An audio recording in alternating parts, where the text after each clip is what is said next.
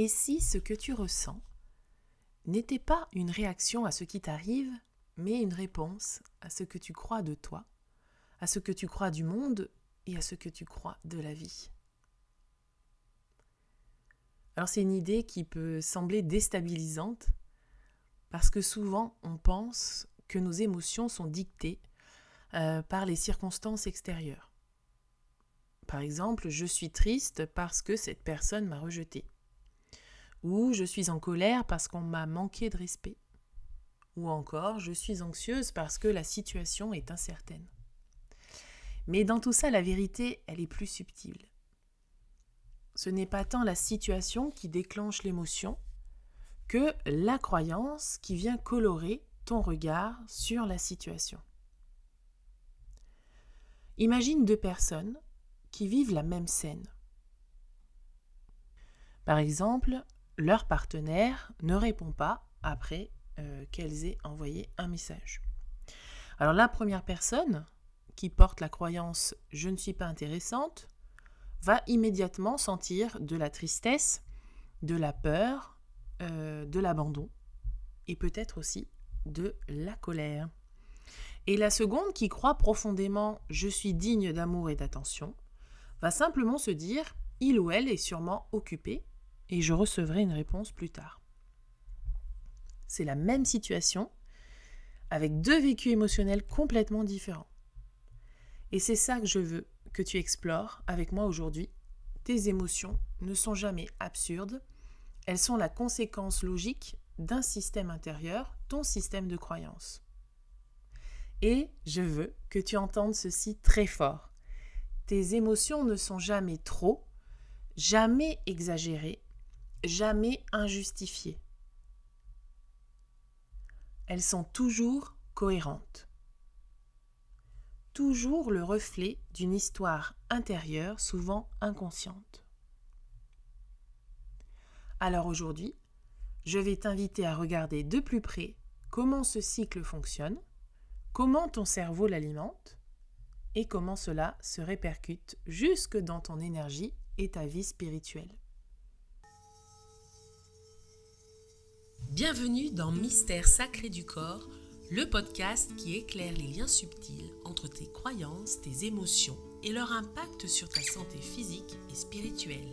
À travers des réflexions profondes, des méditations guidées et des pratiques énergétiques, je t'invite à explorer ton potentiel, à te libérer de tes blocages et à créer une vie alignée avec ton essence profonde et le monde spirituel qui t'entoure. Je suis Julie Montagnard-Rentier, fondatrice avec Lionel de l'Éther d'accueil, kinésiologue et énergéticienne depuis 15 ans. J'accompagne celles et ceux qui souhaitent faire de l'accompagnement holistique leur vocation en proposant des formations et des stages pour incarner pleinement leur mission de vie. Ensemble, marchons sur les sentiers de la conscience, façonnons de nouveaux chemins neuronaux et ouvrons des portes vers une transformation intérieure profonde. Plonge dans cette alliance du vivant avec moi, où corps et âme s'unissent dans l'amour et la joie. Bienvenue dans cet espace de découverte et d'évolution.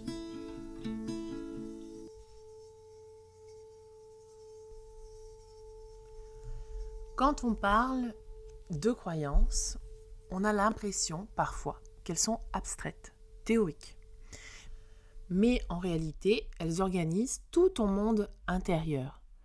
Elles ne sont pas figées, elles agissent comme un prisme invisible à travers lequel tu regardes la vie.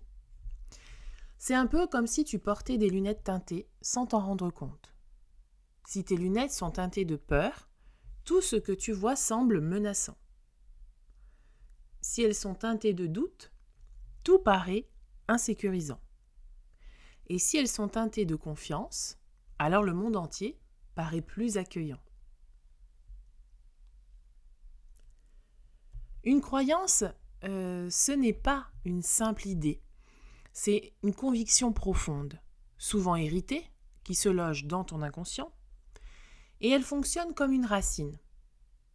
Tu ne la vois pas à la surface, mais elle nourrit ou limite tout ce qui pousse dans ton jardin intérieur. Par exemple, je dois toujours être forte, ou l'amour doit se mériter, Ou encore « je ne suis jamais assez ». Ces phrases, tu ne te les dis peut-être pas consciemment, et puis en plus pas tous les jours, mais elles sont là comme une trame de fond qui influence silencieusement ton regard sur le monde. À partir de cette racine, se forment des pensées spontanées. C'est ton mental qui traduit la croyance en petites phrases du quotidien.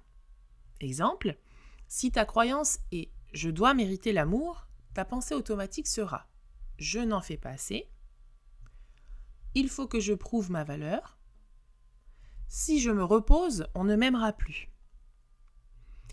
Ces pensées surgissent comme des réflexes, souvent sans que tu t'en rendes compte. Et le pire, c'est qu'elles paraissent logiques en plus, alors qu'elles sont seulement la voix de ta croyance de base.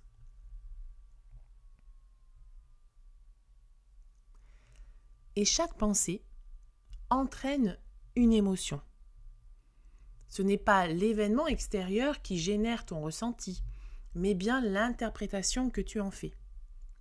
Combien de fois, moi, quand je discute avec des personnes, quand je suis en stage ou quand je dis des choses, en fait, je dis quelque chose et qui est interprété d'une autre façon. Ou quand je fais, par exemple, des communications spirituelles, c'est la même chose. On entend des mots, mais à travers notre filtre, on comprend autre chose. C'est pour ça que c'est important de revenir à de la clarté intérieure, à une espèce d'auto-analyse. Et donc, chacune de tes pensées va entraîner une émotion. Si la pensée est « je n'en fais jamais assez », l'émotion qui suit sera probablement la culpabilité, la frustration ou l'anxiété. Peut-être que tu te reconnais déjà. Si la pensée est « je dois toujours être forte », l'émotion dominante sera peut-être la colère rentrée ou la tristesse réprimée. Si la pensée est « je ne suis pas assez », tu ressentiras de la honte, du découragement et parfois la peur du rejet. Ce mécanisme, il est automatique. C'est comme si ton cerveau en fait déclenchait une réaction chimique chaque fois qu'une pensée colorée par une croyance ressurgit. Donc tu vois, c'est hyper important d'aller sonder en soi ce qu'il y a à l'intérieur pour pouvoir justement te défaire et puis faire le tri entre ce que tu veux garder et ce que tu veux laisser. Et bien sûr, l'émotion, elle ne va pas rester à l'intérieur. Elle influence ton comportement, ton langage corporel, tes choix, ta manière d'interagir avec les autres. Je te donne un exemple. La croyance est « je dois mériter l'amour ». La pensée est « je n'en fais jamais assez ». L'émotion « anxiété, culpabilité ». Le comportement « surcontrôle, perfectionnisme, difficulté à poser des limites, tendance à s'épuiser pour prouver sa valeur ». Et c'est là, en tout cas je l'espère, que ça devient frappant. Une simple croyance de fond finit par modeler ta manière d'aimer, de travailler, de te reposer et de dire oui ou non. Elle va conditionner tes réactions, parfois même ta voix, ta posture, ton énergie. Et moi je trouve ça absolument dingue. Et c'est pourquoi c'est un sujet, moi, qui me fascine. En fait, il y a des choses en nous qui sont plus forts que nous, ou en tout cas qui ont été tellement ancrées, qui nous gouvernent. Et tout le travail va être justement de se débarrasser de tout ça. Ou en tout cas, comme je l'ai dit, faire du tri et garder ce qui nous va et rejeter ce qui nous déplaît, en tout cas le transformer. Et alors, dans ce cycle dont je viens de te parler, croyance, pensée, émotion, comportement, le plus surprenant, c'est que ce cycle se nourrit de lui-même. Ton comportement, c'est-à-dire ce que tu vas faire dans la matière, la façon dont tu vas agir, ça va alimenter ensuite ta croyance, puisque ta croyance au départ, elle te fait croire quelque chose. À la fin, tu agis en fonction de cette croyance, et du coup, le fait que tu agisses dans la matière, que tu sois active dans cette matière, ça va renforcer ta croyance en disant « oui, on a bien eu raison ». Par exemple, si tu crois que tu dois mériter l'amour, tu vas t'épuiser à en faire trop. Et comme tu te sens fatigué et jamais totalement reconnu, tu confirmes ta croyance de départ. Tu vois, je ne suis pas encore assez. Et ça, c'est donc un cercle vicieux. Une boucle qui tourne en permanence, parfois toute une vie. Et alors, pourquoi c'est essentiel d'observer ce cycle ? Parce que tant que tu crois que ton émotion vient uniquement de l'extérieur, de ton conjoint, de ton patron, de tes enfants, des circonstances, eh bien tu vas te sentir impuissante. Mais le jour où tu comprends que ton émotion est reliée à une croyance intérieure, tu reprends alors ton pouvoir. Tu réalises que tu peux agir non pas en contrôlant les autres ou les situations, mais en regardant à l'intérieur. Et ça, je ne sais pas si tu t'en rends compte maintenant, mais c'est une bascule énorme. En tout cas, moi, c'est une façon qui m'a permis justement de reprendre le contrôle, entre guillemets, de moins me sentir victime, de moins me sentir bousculée par l'univers, par l'extérieur, par tout ça. Ça a été vraiment quelque chose, moi, qui a fait un déclic dans ma tête et qui a dit, oui, je peux agir, moi, je peux être co-créatrice de ce qui m'arrive. Parce qu'à ce moment-là, effectivement, tu cesses de subir et tu commences à transformer ton monde intérieur. Et pour moi, c'est la plus belle chose.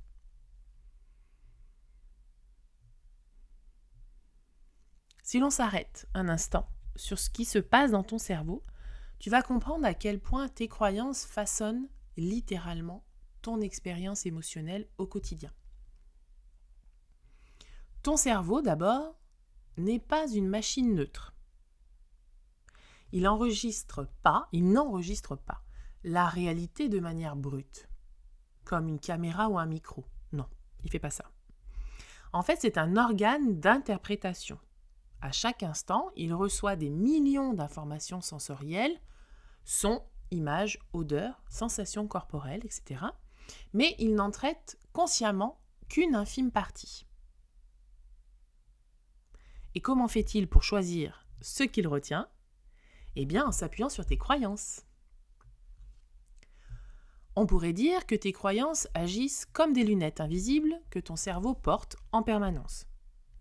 Si tu crois que tu n'es pas assez compétente, pas assez aimée, pas assez légitime, alors ton cerveau va chercher, trier et repérer toutes les preuves qui confirment cette croyance. C'est ce qu'on appelle en psychologie cognitive le biais de confirmation. Tu remarques surtout ce qui va dans le sens de ce que tu crois déjà. Et tu écartes inconsciemment ce qui pourrait venir contredire cette idée. On marche sur la tête. Ça s'appelle un peu aussi l'autosabotage. Exemple, 2 personnes vivent exactement la même situation comme tout à l'heure. On ne répond pas à leur message. La première qui croit être aimée et digne d'attention se dit qu'elle doit être occupée, elle répondra plus tard. Et la deuxième, qui croit qu'elle dérange ou n'a pas de valeur, se dit « Tu vois, je n'intéresse jamais personne ». La situation est la même, mais la croyance a coloré la pensée et donc l'émotion qui suit. Ce qui est fascinant, c'est de voir que ce cycle n'est pas seulement psychologique, il est aussi neurologique. Chaque fois qu'une croyance s'active, elle mobilise des réseaux de neurones dans ton cortex préfrontal, là où se logent tes pensées et ton interprétation des faits. Cette pensée active ensuite le système limbique, le siège des émotions. L'amygdale cérébrale, notamment, joue le rôle de détecteur d'alerte. Elle compare ce que tu vis avec ce que tu crois. Si elle perçoit une menace par rapport à ta croyance, je ne suis pas aimée, je ne suis pas en sécurité, par exemple, elle déclenche alors une cascade émotionnelle immédiate, peur, colère, tristesse, selon la situation. Et tout ça se passe en une fraction de seconde, avant même que tu en aies conscience.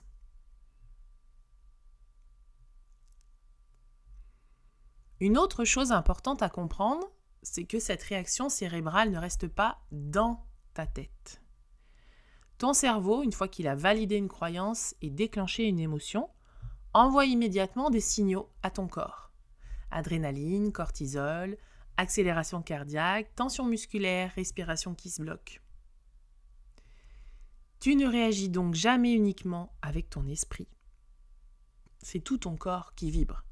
Ce que tu es en train de penser, ce que tu es en train de ressentir, ça se passe dans tout le corps. Donc chaque croyance limitante, chaque émotion qui en découle, vient s'imprimer dans ta physiologie. Ton corps devient littéralement le théâtre de tes croyances. Et c'est pour ça qu'on peut se sentir épuisé par des schémas répétitifs. Parce que ton organisme entier porte le poids de cette croyance qui tourne en boucle.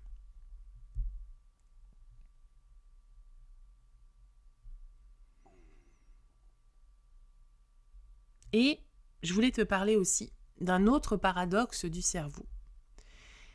Il préfère la cohérence à ton bien-être. Oui, tu m'as bien entendu. Ton cerveau, il préfère avoir raison sur une croyance douloureuse que d'accepter une idée nouvelle qui viendrait la contredire.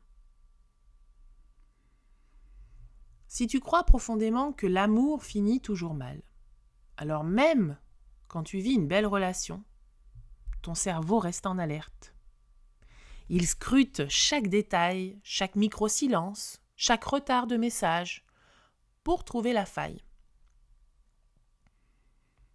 Non pas parce que tu veux souffrir, mais parce que ton cerveau a besoin de cohérence avec ta croyance de base.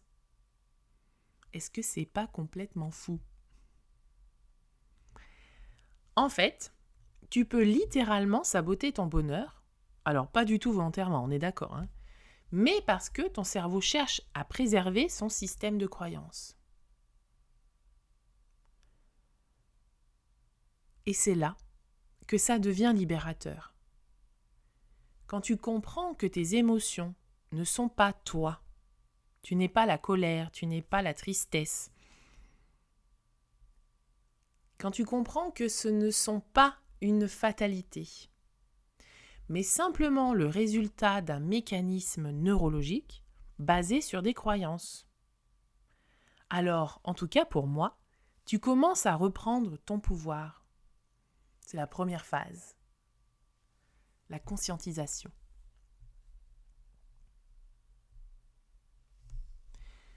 Et quand on parle de croyances, on pourrait croire qu'elles restent cantonnées à ton mental, à tes pensées, à une sorte de logiciel invisible, tu vois, à l'intérieur de toi, qui tourne en arrière-plan. Mais en réalité, elles laissent une empreinte beaucoup plus vaste. Elles s'impriment dans tes émotions, dans ton corps, comme je te l'ai dit, mais aussi dans ton champ énergétique et dans ton cheminement spirituel. Chaque croyance limitante est associée à une émotion récurrente, peur, honte, colère, culpabilité. Je pense que là, tu commences à bien voir de quoi je parle. Et chaque fois que cette émotion se répète, elle crée un blocage énergétique. En tout cas, ça empêche vraiment cette fluidité. Alors imagine ton énergie comme une rivière. Lorsqu'elle circule librement, tu te sens légère, vivante, en expansion. Mais lorsqu'une croyance limitante active toujours la même émotion, par exemple la peur de ne pas être aimé, c'est comme si un rocher tombait dans la rivière. L'eau finit par s'accumuler, stagner et dévier de son cours. Et ce blocage, tu le ressens ensuite. Lourdeur dans certaines zones du corps, tension, fatigue chronique, hypersensibilité. Et souvent, sans t'en rendre compte, tu portes cette charge énergétique depuis des années. Et tes croyances façonnent aussi ton champ vibratoire, ton aura, ce que tu émanes. Une personne qui croit profondément qu'elle n'est pas légitime, même si elle ne le dit jamais, va rayonner une vibration de doute ou d'insécurité. Et du coup, je te le donne en mille, les autres le sentent, parfois inconsciemment. De la même façon, une femme qui croit qu'elle mérite l'amour et la joie diffuse une énergie magnétique. Pas parce qu'elle force son aura, mais parce que sa croyance intérieure aligne son champ vibratoire. C'est pour ça que parfois, tu attires toujours les mêmes expériences ou les mêmes types de personnes.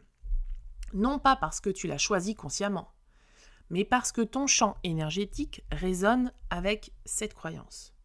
Alors ça, parfois, c'est difficile à comprendre, parce que toi, tu veux quelque chose, mais tu rayonnes autre chose. Et ça, parfois, je l'entends, ça peut être dur à entendre, difficile en tout cas. Et c'est tout un réalignement, un nettoyage qu'il faut poursuivre. Ne baisse pas les bras, ne perds pas confiance. Tu vas arriver à aligner à la fois ton inconscient, ton conscient, tes corps subtils, tout. Et tu verras que la vie, elle est bien plus cool et bien plus fluide. Et donc, par rapport à tout ça, on touche au cœur du message spirituel des croyances et des émotions. Chaque émotion récurrente n'est pas là pour t'enfermer. C'est plutôt un signal, une invitation à revenir à ta vérité profonde. Si ta tristesse revient encore et encore, elle peut te montrer que tu vis en dehors de ta véritable sensibilité, que tu as mis un masque peut-être trop lourd. Si tu as la colère qui surgit régulièrement, ça peut signaler que tu n'honores pas ton espace, tes limites, ou que tu crois devoir te taire pour être aimé. Enfin, si la honte ou la culpabilité t'accompagnent, elle révèle souvent une croyance héritée de ta famille, de la société, qui ne t'appartient pas vraiment. Alors, vu sous cet angle, chaque émotion devient une porte spirituelle. Elle t'indique non pas que tu es cassée ou trop émotive, mais plutôt que tu es appelé à aligner ta vie avec ta profondeur d'âme, avec qui tu es vraiment au fond. Et à partir de là, on peut aller encore plus loin. Tes émotions sont un langage direct de ton âme. Elles traduisent l'écart entre ce que tu crois et ce que tu es vraiment. Quand tu vis une émotion douloureuse, ce n'est pas une punition.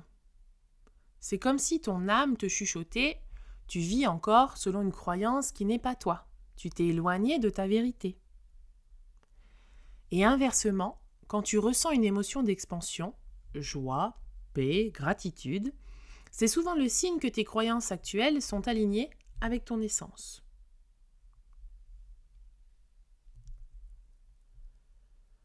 La bonne nouvelle, c'est que ces empreintes énergétiques ne sont jamais définitives. Dès que tu commences à prendre conscience de tes croyances, dès que tu oses les questionner, l'énergie se remet à circuler. C'est comme enlever le rocher de la rivière. L'eau va retrouver son cours naturel. C'est pour ça qu'un travail sur les croyances est aussi un travail de guérison énergétique et spirituelle. Parce qu'en changeant l'histoire que tu racontes à ton mental, tu libères aussi ton corps, ton aura, ton chemin d'âme.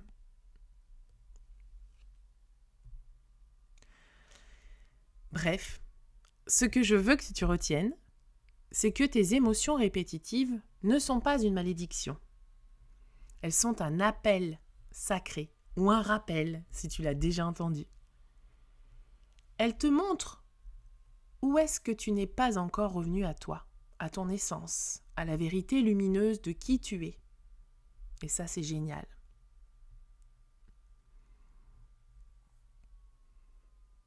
Tu sais maintenant que tes émotions ne sont jamais des réactions isolées.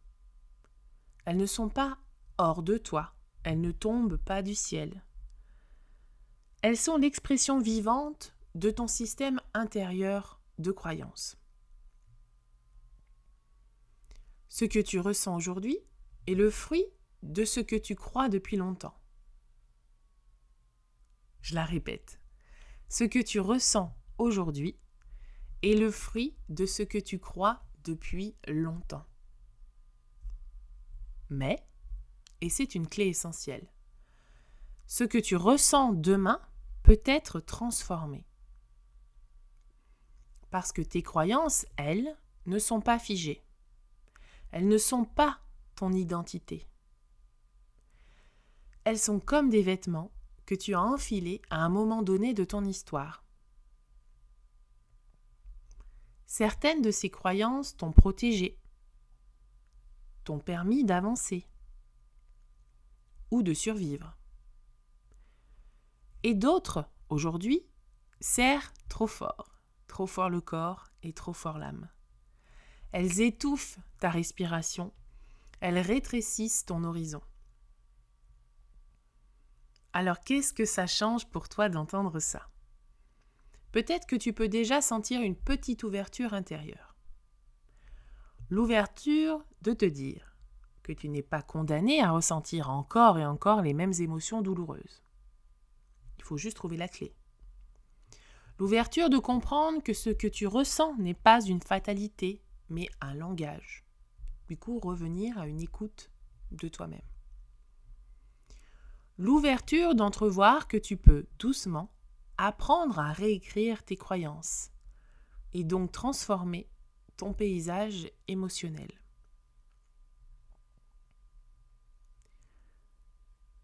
Souviens-toi du cycle dont je t'ai parlé. Croyance. La croyance va entraîner une pensée. La pensée va entraîner une émotion. L'émotion va amener un comportement. Et le comportement va renforcer la croyance. Tant que tu restes inconsciente de la croyance initiale, le cycle il tourne tout seul, comme une machine bien huilée. Il n'a pas besoin de toi en fait, il tourne tout seul. Mais à partir du moment où tu commences à observer, tiens, cette émotion revient souvent. Et si elle venait d'une croyance ? Alors, à ce moment-là, tu introduis une brèche dans le cercle. Et cette brèche, c'est ta liberté. Parce qu'entre la croyance et l'émotion, il y a maintenant un espace. Un espace où tu peux choisir, respirer, ralentir. Un espace où tu peux décider de ne pas laisser l'automatisme guider toute ta vie. Et ce passage, de l'automatique au conscient, c'est exactement ce qu'on appelle en spiritualité un éveil.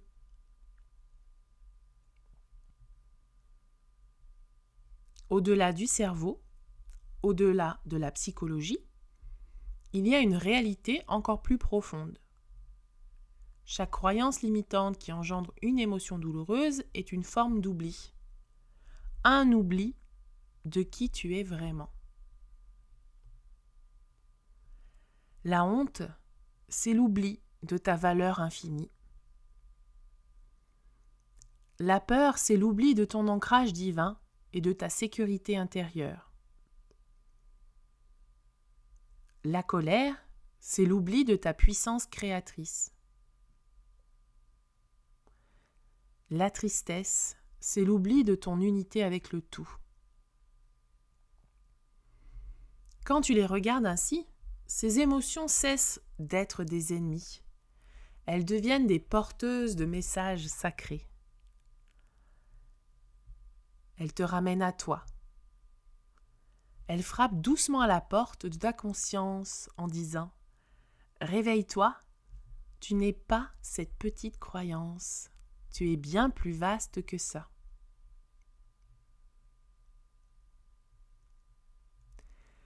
Alors aujourd'hui, je ne vais pas t'inviter à changer quoi que ce soit. Je ne vais pas t'inviter à forcer, à transformer, à réécrire. Non, je ne vais pas faire ça. Je vais simplement t'inviter à observer, à devenir l'observatrice douce et bienveillante de tes propres émotions, à remarquer la prochaine fois qu'une émotion se lève. Qu'est-ce que je crois en ce moment pour ressentir ça ? Ou alors, quelle histoire intérieure est en train de se rejouer ? Et rien que ce geste-là, cette lucidité tranquille, c'est déjà une révolution intérieure. Il n'y a pas besoin de se rajouter encore des to-do list, des choses à faire, des absolus à faire. Il n'y a pas de « il faut » pour l'instant. Là, au moment où tu m'écoutes, c'est vraiment cette observation. C'est savoir comment tu fonctionnes. Savoir ce qui se joue en toi. Alors peut-être pas sur le moment, sur le coup de l'émotion, peut-être que tu n'y arriveras pas, parce que tu vis pleinement ton émotion et c'est très bien comme ça. Mais en revanche, quand tu reprends un peu de lucidité, là, tu vas aller chercher en toi. Tu vas analyser ce qui s'est joué. Et tu vas observer les choses de la manière la plus neutre et la plus vraie possible.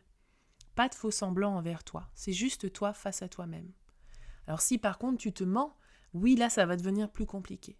Si tu penses que tu es une personne qui ne parle pas beaucoup, alors qu'en fait, tu inondes les autres de tes paroles, eh bien peut-être que justement, il faut déjà revenir à cette observation de toi et à cette vérité en toi. Si tu penses que tu prends peu d'espace alors que dans une réunion, on ne voit que toi, eh bien là aussi, vois les choses telles qu'elles sont et interroge les personnes autour de toi. Les gens proches, très proches, moyen proches, et puis les gens plus éloignés que tu vois de temps en temps.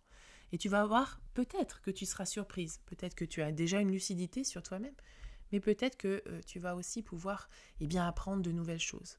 Et c'est là aussi où ça ne sert à rien de prendre les choses personnellement.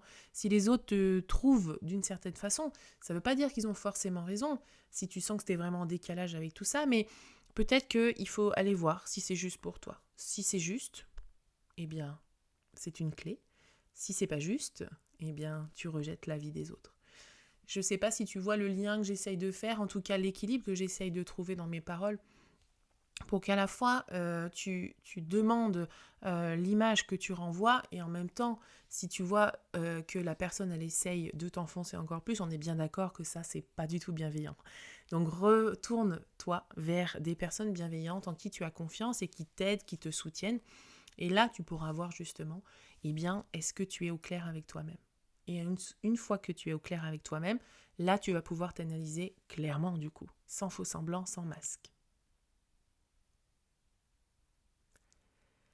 Alors pour conclure, j'aimerais te laisser avec une image. Imagine-toi assise au bord d'une rivière. Chaque croyance est comme une pierre que tu tiens dans la main. Certaines pierres sont lourdes, denses, froides. Elles t'ont protégée, elles t'ont donné un appui. Mais à mesure que tu observes la rivière, tu comprends que tu n'as pas besoin de toutes les garder. Tu peux en déposer une, doucement, dans l'eau, et regarder le courant l'emporter. Et tu sens à ce moment-là que ce n'est pas toi qui coule avec elle. C'est simplement une croyance, une forme passagère qui retourne au grand flux de la vie. Tu restes là, présente, entière et un peu plus légère.